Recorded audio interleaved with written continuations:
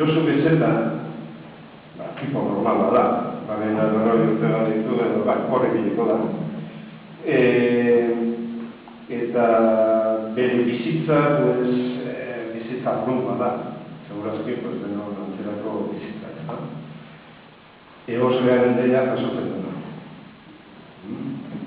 Eta hortik aurrera, gorkak eman dituen azalpenak ariaz, esan daiteke,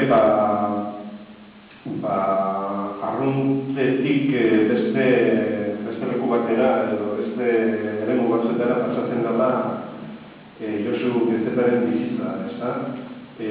Ustekabeak sortuko dira, bere aitaren eriotza, bere aitak lurpean egon beharreko zuen, ala uste zuen berak, ala uste zuten batzuk, beste batzuk ez dakigu, behar bada norbait egongo zen sekretuan. Baina, lurpean egon behar zuena, izantza denez, etzegoen egon behar zuen lekuan, egon behar zen unean.